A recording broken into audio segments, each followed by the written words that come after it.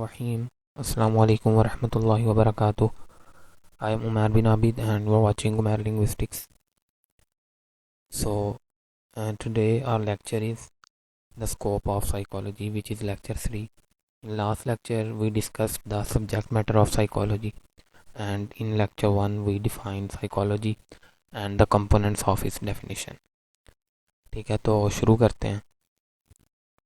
तो अगर हम साइकोलॉजी की ब्रेड्थ देखें, यानी साइकोलॉजी कितनी ब्रॉड है, ठीक है, तो हम देख सकते हैं कि अक्सर जो साइकोलॉजिस्ट हैं वो अग्री करते हैं कि जो साइकोलॉजी है वो स्टडी है, साइंटिफिक स्टडी है बिहेवियर की और मेंटल प्रोसेसेस की।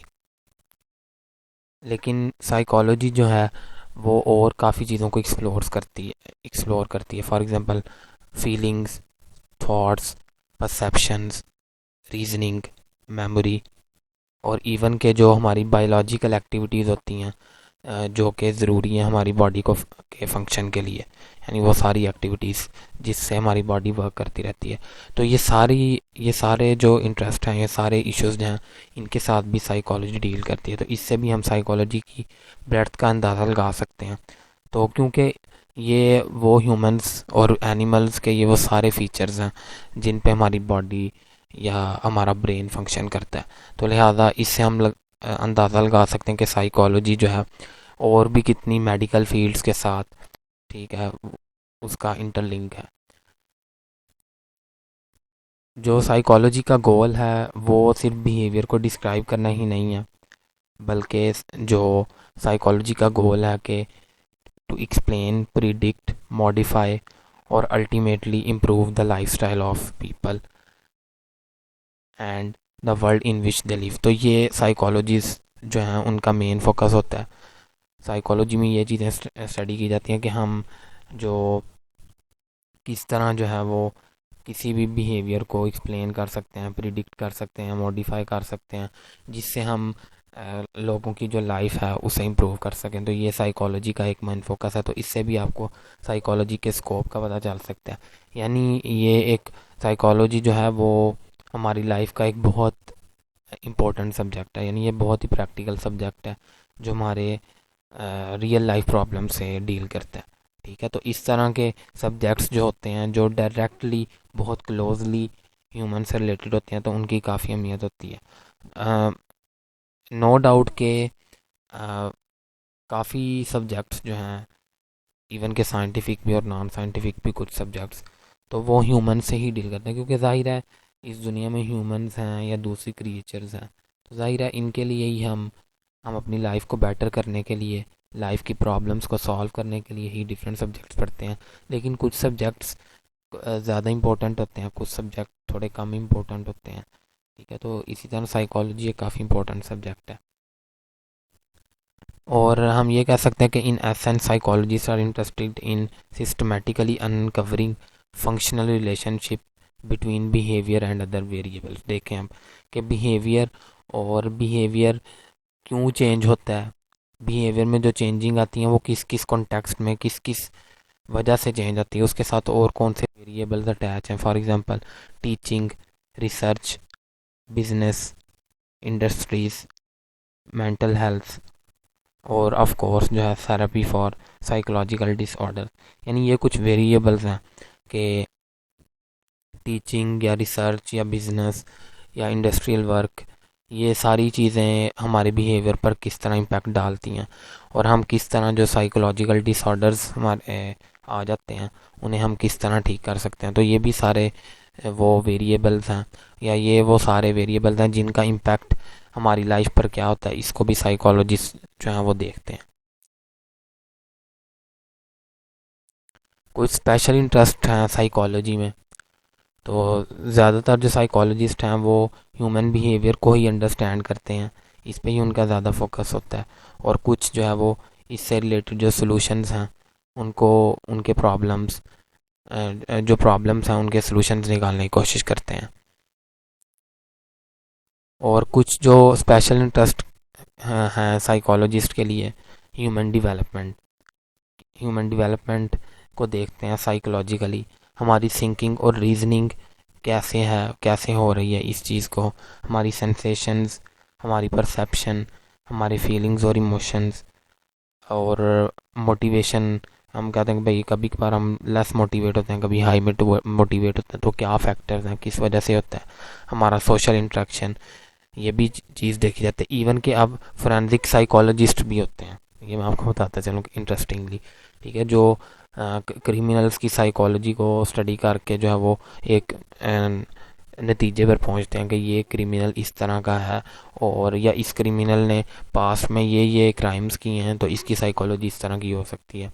प्रेजुडिस, यानी ये भी चीज़ के क्या कुछ लोगों को प्रेजुडिस में तो नहीं रह रहे कि भाई फॉर एग्जांपल किसी दबाव में, या उन्हें वो लोग जिनके साथ अच्छा सलूक नहीं हो रहा, ठीक है, इक्वालिटी जिनके साथ नहीं बरती जा रही, तो ये सारी चीज़ें भी साइकोलॉजिस्ट जो हैं वो स्टडी करते हैं। ठीक है, तो इससे भी हम साइकोलॉजी का स्कोप का अंदाज़ा लगा सकते हैं। अब ये देखें, ह्यूमन डेवलपमेंट अगर देखा जाए तो ये मेडिकल साइंस की तरफ जाता हुआ सब्जेक्ट नज़र आता है। ठीक है, सोशल इंटरेक्शन सोशियोलॉजी की तरफ, मोटिवेशन इसी तरह के सब्जेक्ट्स की तरफ, फिर कुछ डिफरेंट सब्जेक्ट्स के साथ भी रिलेशन हमें मिलता है, जो हम आगे आने वाले लेक्चर्स में देखेंगे भी। अगर हम साइकोलॉजी के ब्रॉड स्कोप के बारे में डिस्कस करें, तो जो इसका ब्रॉड स्कोप है वो रिफ्लेक्ट होता है कि इसकी डाइवर्सिटी ऑफ सब्जेक्ट मैटर, यानी साइकोलॉजी का जो सब्जेक्ट मैटर है वही बहुत डाइवर्स है। ठीक है, यानी उसमें ही काफ़ी ज़्यादा जो है वो, बेशक वो छोटी सी डेफिनेशन है कि scientific study of behavioural and mental process, लेकिन बिहेवियर और मेंटल प्रोसेस की जब हम बात करते हैं तो ये एक बहुत हमारी लाइफ के ब्रॉडर एरियाज को कवर कर रहे होते हैं। हम कुछ अब इश्यूज डिस्कस करते हैं जो साइकोलॉजी आजकल आज के दौर में भी एड्रेस कर रहे हैं। ठीक है, तो इससे भी हमें मज़ीद साइकोलॉजी के स्कोप का पता चलेगा। relative contribution of heredity and environment in behavior genetics, यानी हमें पता है कि हम बिहेवियर जेनेटिक्स क्या है, कि क्या अब ज़ाहिर है डीएनए ट्रांसफ़र होता है one generation to next generation. ठीक है, तो क्या जो है वो हमारे जो एंसेस्टर्स होते हैं, क्या उनसे जो हमें हेरिडिटी यानी विरासत में जो कुछ उनसे जो ज़ाहिर है जेनेटिक्स तो ट्रांसफ़र होते हैं, तो क्या उनसे हमारा जो है बिहेवियर भी उन जैसा होता है, या हमारे बिहेवियर का कुछ ना कुछ इस तरह इफ़ेक्ट होता है। हमने देखा भी है, कुछ ऑब्जर्व भी करते हैं कि हमारे पेरेंट्स में से किसी एक की कुछ चीज़ें जो हैं, कुछ बिहेवियर जो हैं वो हमें भी नज़र आ रहे होते हैं। इस तरह की चीज़ों को साइकोलॉजिस्ट देखते हैं। फिर ये कि क्या वायलेंट टीवी प्रोग्राम्स का यंग चिल्ड्रन पर क्या इफ़ेक्ट है। अब इस तरह के टॉपिक्स पर तो बहुत ज़्यादा रिसर्च भी होती है और हम देखते भी रहते हैं कि काफ़ी नेगेटिव इम्पैक्ट हमें देखने को मिलता है यंग चिल्ड्रन पर। Role of reward and punishment in shaping behaviour, ये हम आगे जाके देखेंगे भी। ये एक बड़ा अच्छा चीज़ है कि अगर आप किसी बिहेवियर पर लोगों को रिवार्ड देते हैं तो यकीनन वो बिहेवियर लोग दोबारा रिपीट करेंगे। जैसे हमारे पेरेंट्स आमतौर पर हम कोई अच्छा काम करें, बचपन में बच्चों को वो कहते हैं चॉकलेट मिलेगी अगर आप ये करोगे, लेकिन अगर कुछ इस तरह के गलत काम करें तो पनिशमेंट मिलती है। तो इसका इफ़ेक्ट क्या है। फिर psychological causes of deviant behaviour, यानी लोगों का जो बिहेवियर ख़राब हो जाता है वो एक डेढ़ दिन में नहीं ख़राब होता, उसके पीछे कुछ फैक्टर्स होते हैं, उनके काजेज देखते हैं psychologist. Self assertiveness and martial marital adjustment, यानी जो शादीशुदा रिलेशनशिप है उसमें इक्वालिटी या इनइक्वालिटी। सेल्फ असर्टिवनेस का मतलब होता है कि अपनी बात को अपने अपने आप को एक्सप्रेस करना। तो क्या मैरिटल रिलेशनशिप में ये एडजस्टमेंट है, क्या जो है वो मैन एंड वीमेन में इक्वल रिलेशनशिप है कि दोनों अपनी जो है वो बात एक दूसरे से कह सकते हैं, ठीक है, या एक दूसरे की बात समझ सकते हैं, ये चीज़ें देखी जाती हैं। ठीक है, क्योंकि इस तरह के काफ़ी प्रॉब्लम्स आते हैं जो मैरिटल रिलेशनशिप्स में।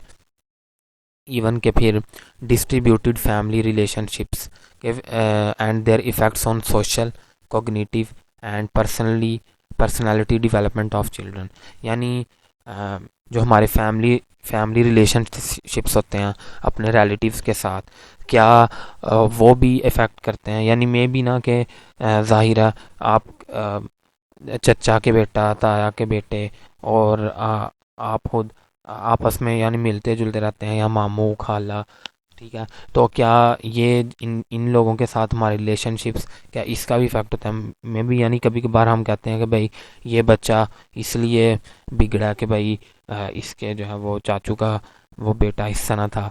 या ये भी हो सकता है कि ये इसने कुछ साल स्टडी की है, एक और शहर में रह के, उधर ही अपनी खाला के घर रहता था, तो उनके बच्चे बहुत अच्छे हैं। इधर से जब गया था तो बड़ा बिगड़ा हुआ था, लेकिन जब उधर गया तो बड़ा सुधर के आया। तो इस तरह के जो इफ़ेक्ट्स, इस तरह के रिलेशनशिप के इफ़ेक्ट्स हमारी सोशल लाइफ पर क्या, कईयों की सोशल लाइफ फिर अच्छी हो जाती है अच्छी कंपनी में जाने से, हमारी मेंटल कैपेसिटी पे क्या इसके इफ़ेक्ट आते हैं, ये भी बहुत इफ़ेक्ट करती है। अच्छी कंपनी में बैठें तो ज़ाहिर है मेंटेलिटी भी अच्छी होगी, और हमारी पर्सनैलिटी भी उसी तरह से अच्छी या बुरी कंपनी के लिहाज से डिवेलप हो जाती है, ख़ासतौर पर अर्ली एज में।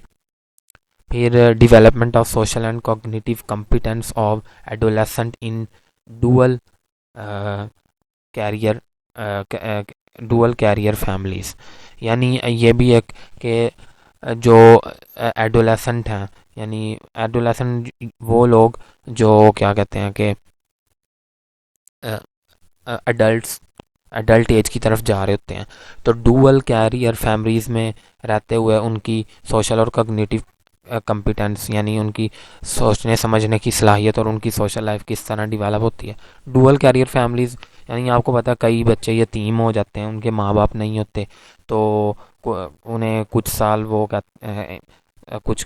वो उनके फैमिली के लोग ही कहते हैं कुछ साल हम रखेंगे, जब बड़ा होगा तो हम इसे मामू के पास भेज देंगे उधर। तो इस तरह या फिर कभी कभार इस तरह भी होता है कि एक जॉइंट फैमिली होती है जहाँ ताया चाचा मामू सारे रह रहे होते हैं, वो सारे उस बच्चे की टेक केयर करते हैं। तो इस तरह के जो फैमिलीज होती हैं उनमें जो बच्चे जो हैं वो उन उनकी जो कॉग्निटिव और सोशल कॉम्पिटेंस पर क्या इफेक्ट आता है। फिर इवन के एक बड़ा और burning topic, propaganda and psychological warfare. यानी ये भी एक आजकल बहुत बर्निंग टॉपिक है कि साइकोलॉजिकली लोगों के जहनों के साथ खेला जाए, ठीक है।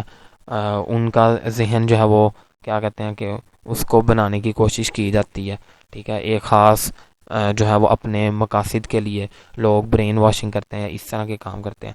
तो ये इतनी डाइवर्स फील्ड्स हैं जिनको जो साइकोलॉजिस्ट स्टडी करते हैं। तो अगर हम देखें तो इन जितने भी हमने ये फैक्टर डिस्कस किए हैं अभी, ये वाले, इन सब में जो मेन एक कंपोनेंट हमें नज़र आता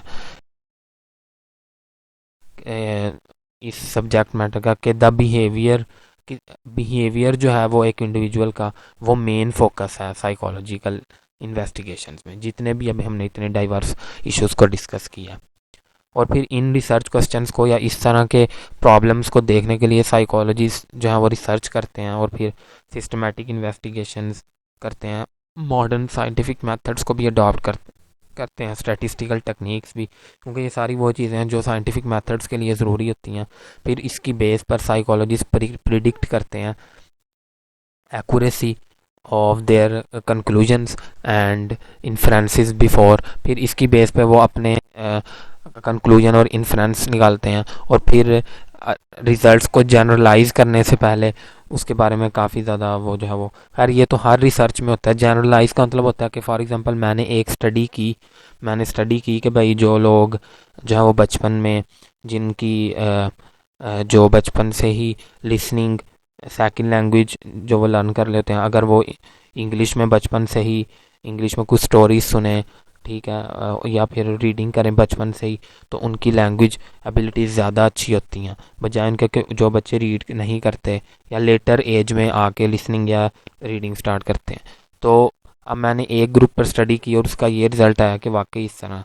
तो क्या मैं उसे जनरलाइज का मतलब ये होगा कि मैं कहूँ कि सारी दुनिया में ही इसी तरह होगा, जो भी बच्चे बचपन में ये काम करेंगे तो उनकी लैंग्वेज एबिलिटीज़ अच्छी होंगी। तो जनरलाइज कोई भी जो रिसर्च है वो जनरलाइज फ़ौरन नहीं हो जाती, बल्कि काफ़ी ज़्यादा डिफरेंट एरियाज़ में वो रिसर्च हो और सेम रिज़ल्ट आते जाएं, फिर कहीं जाके हम किसी भी रिसर्च को जनरलाइज करते हैं, ठीक है। और ख़त्म करने से पहले लेक्चर में एक और चीज़ भी बता दूं, कई लोग जब स्कोप की बात करते हैं तो फील्ड्स ऑफ साइकोलॉजी की भी बात करते हैं, ठीक है।